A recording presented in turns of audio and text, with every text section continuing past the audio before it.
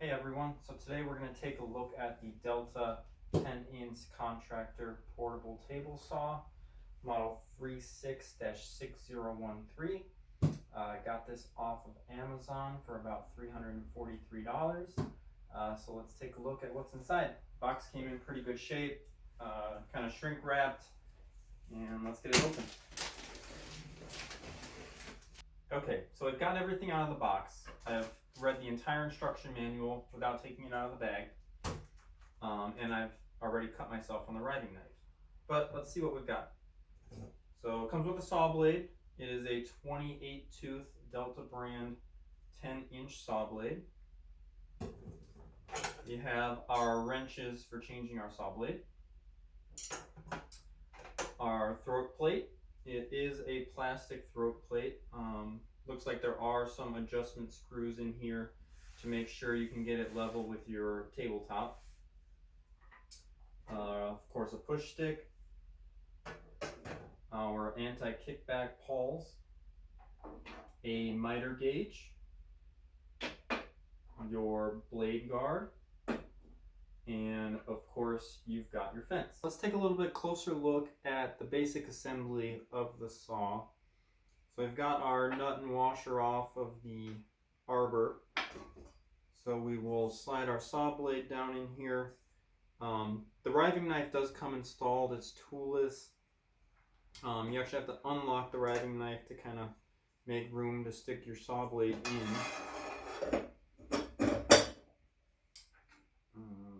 Slide this back on.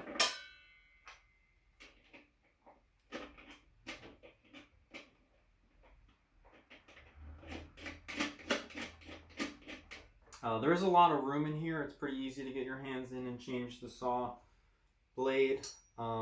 It does accept a dado stack, an 8-inch dado stack, so you've got a little bit of room in here. Tighten that down. The riving knife, as I said, is toolless. It locks into 2 different positions. So adjust that and lock that down. Your throat plate is just going to snap in here. It sits pretty flush, but like I said, there are some adjustment screws here to get it nice and flush with the table. If you are going to use your anti-kickback pawl and your blade guard, all toolless assembly, there's a pin on the kickback pawl. Press that in and it drops right down into the middle slot on the riving knife. Oops. There we go. It's locked in. This also has a pin that kind of slides into a back slot here. It flips down, and then you just lock that in place with this blue tab on top, and everything there is locked in and ready to go. So now that we've got everything out of the box and kind of put together, let's talk a little bit about why I chose this saw out of everything else that's out there. Number one, Delta has a fantastic reputation. It's not a name you hear a ton outside of woodworking or see a lot around the big box stores, but in the woodworking community, it definitely has a superb reputation. Number two is price. I was kind of looking in that sub $600 range. This actually at $343 on Amazon was quite frankly the cheapest saw I was considering.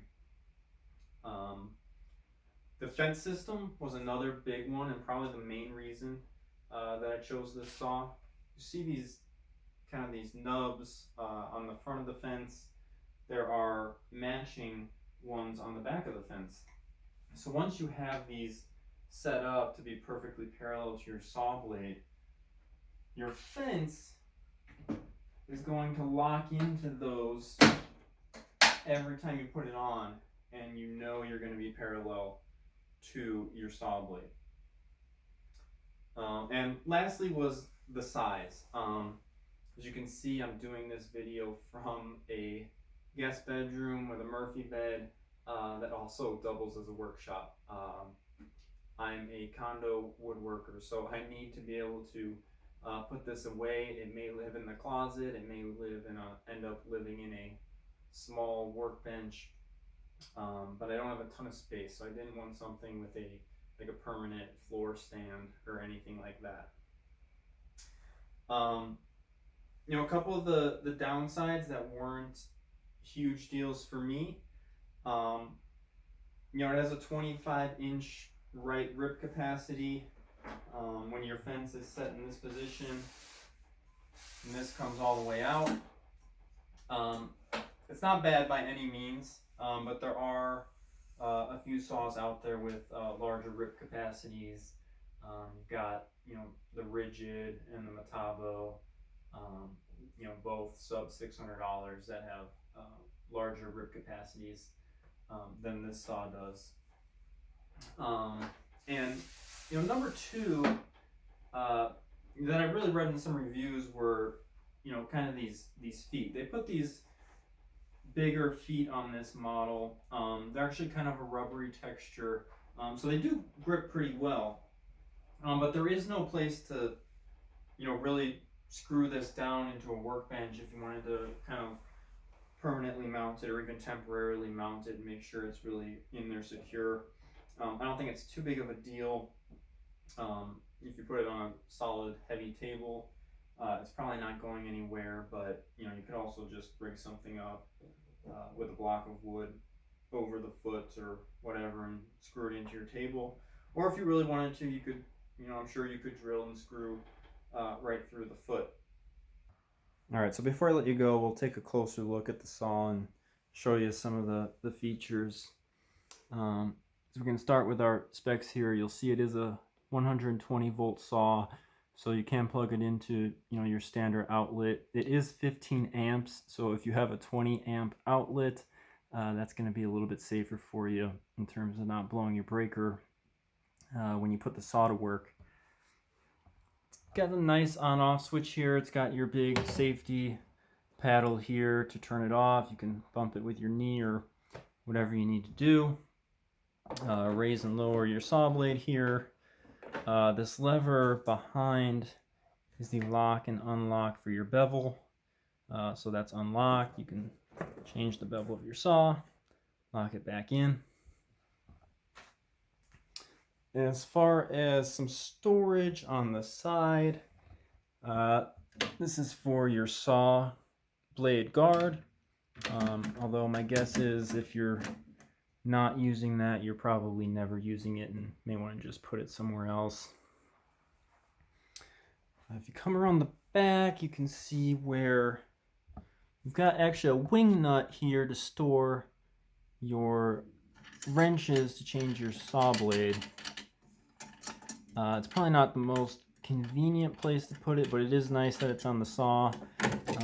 Most of us probably aren't changing our saw blade all that often unless you're doing a lot of dados or something like that. You've got a 2.5 inch port for dust collection in the back, and actually if we pop off the throat plate, I'll show you in here. The saw blade is pretty well encapsulated. I suspect dust collection will be pretty decent on it. You've got this here to kind of wrap up your power cord when it's not in use. Coming around the other side, I'm going to grab the fence. You do have some storage for your fence, which is actually pretty nice if you're going to move this and walk away or put it away.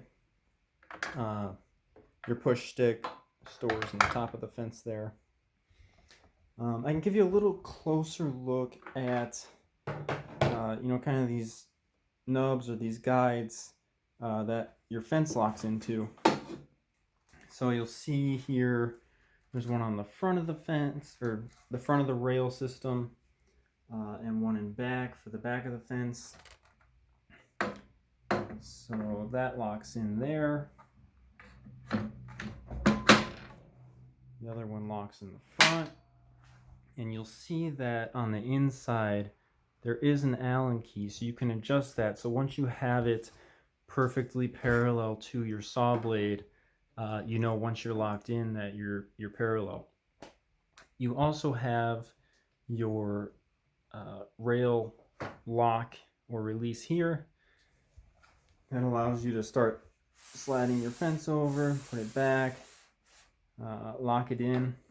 I do have to say, when it's locked in, there is no play in that rail here. That's my table shaking, not any play in the rail there. All right, guys, thanks for watching. If there's anything that I haven't covered on this saw, if you're thinking about buying it and want me to answer any questions, just comment below. I'll do my best to answer everybody there. I'll put a link to this saw as well as a few others that you might consider in this price range in the description below. I'll get a few projects through this and come back and let you know my thoughts when I really have some time on it. But until then,